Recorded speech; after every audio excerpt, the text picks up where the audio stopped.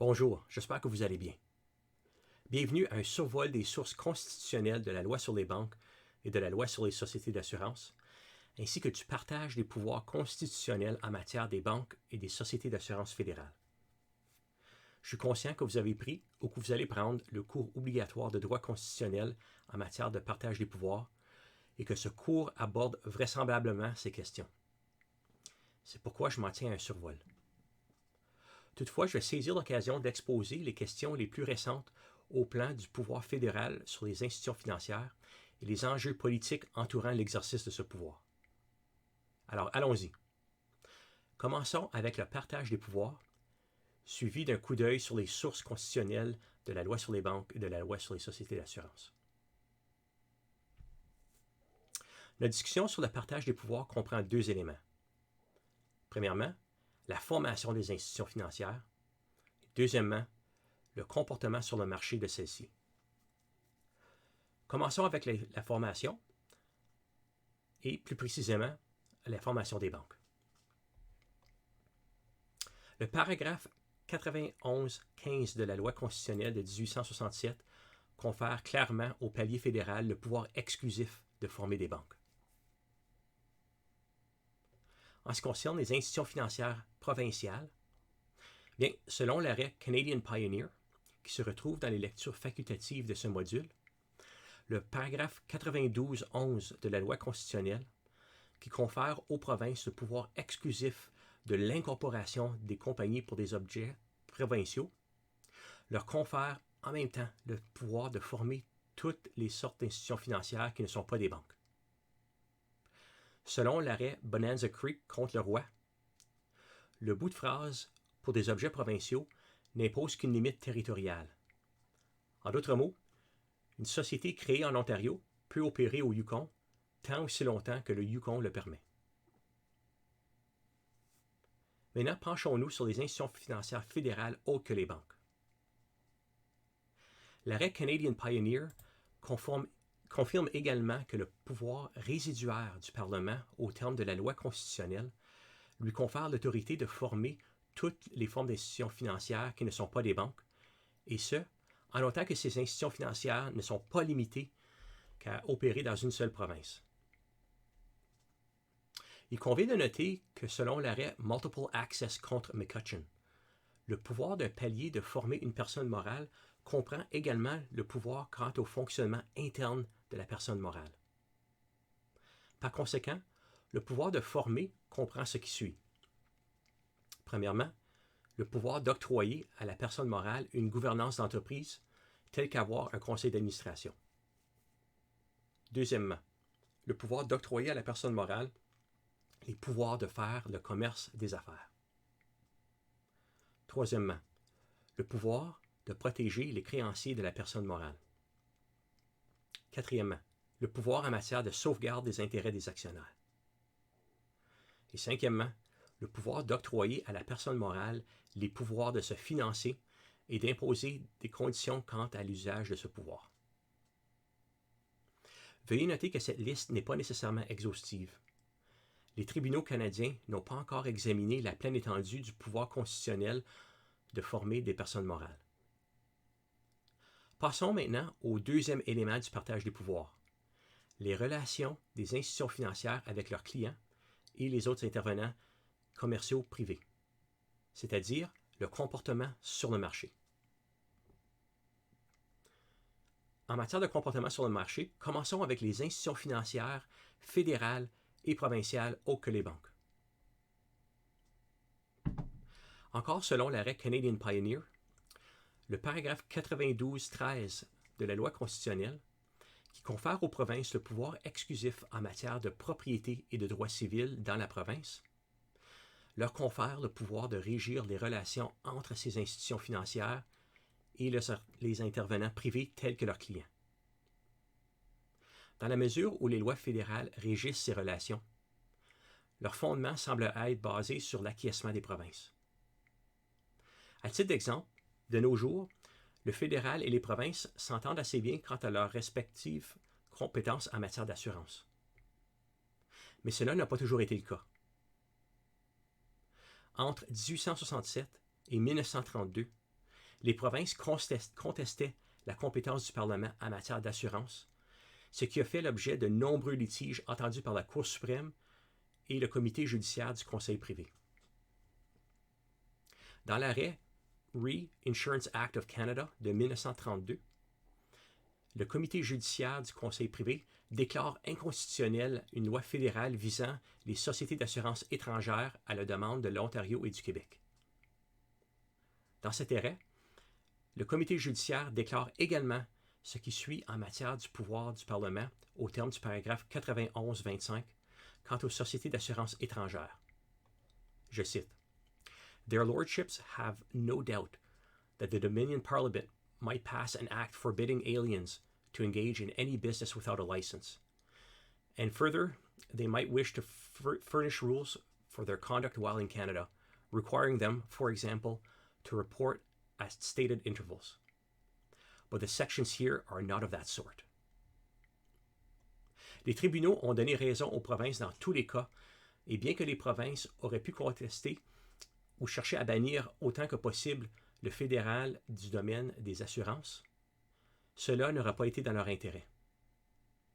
Je cite un extrait de la page 64 de la deuxième édition de l'ouvrage du professeur Boivin intitulé « Le droit des assurances dans les provinces de Common Law ». Toutefois, comme c'est souvent le cas, le pragmatisme constitutionnel l'a emporté sur la théorie constitutionnelle. La réglementation de l'assurance est coûteuse. Les provinces canadiennes n'ont pas toutes les ressources nécessaires pour mettre en œuvre des systèmes d'autorisation et de surveillance sophistiqués. Par conséquent, il a fallu en arriver à un compromis. Je mets fin à la citation.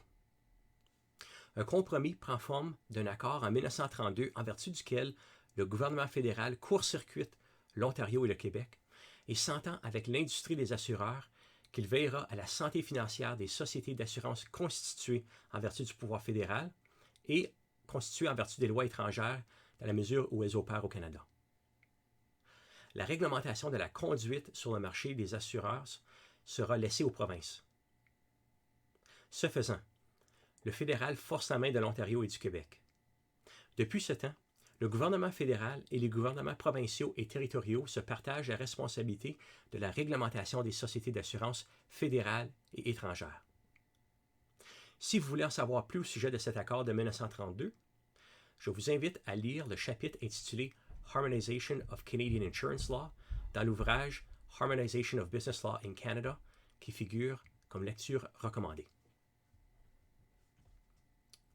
Penchons-nous maintenant en matière de conduite sur le marché par les banques. Le paragraphe 91-15 de la loi constitutionnelle de 1867 confère au palier fédéral non seulement le pouvoir exclusif de former des banques, mais aussi le pouvoir exclusif quant aux banques, en anglais banking. Toutefois, comme le révèlent les articles de la presse dans le cadre de ce module, il peut y avoir une grande différence entre avoir le pouvoir exclusif sur les banques et exercer ce pouvoir. De plus, ce pouvoir exclusif ne soustrait pas les banques de se conformer aux lois provinciales. En fait, presque toutes les lois provinciales sont opérantes à l'égard des banques. Je nous propose d'examiner cette question d'application des lois provinciales aux banques plus en détail, car tous les litiges constitutionnels au Canada en matière d'institutions financières depuis la fin des années 1980 concernent cette question. Vous vous souviendrez peut-être qu'à la fin de mes propos sur les institutions de dépôt, dans le cadre du module 4 qui portait sur le rôle clé des principaux types d'institutions financières, j'ai fait allusion au préambule de la loi sur les banques. Le Parlement a introduit le préambule en 2012, alors que la cause Banque de Montréal contre Marcotte faisait chemin vers la Cour suprême du Canada. La question en litige en Marcotte était de savoir si les banques devaient se conformer à la loi sur la protection du consommateur du Québec. Cette loi imposait des normes plus favorables aux consommateurs québécois en matière de divulgation de certains renseignements, de périodes de grâce et de certains frais qu'elle imposait la loi sur les banques.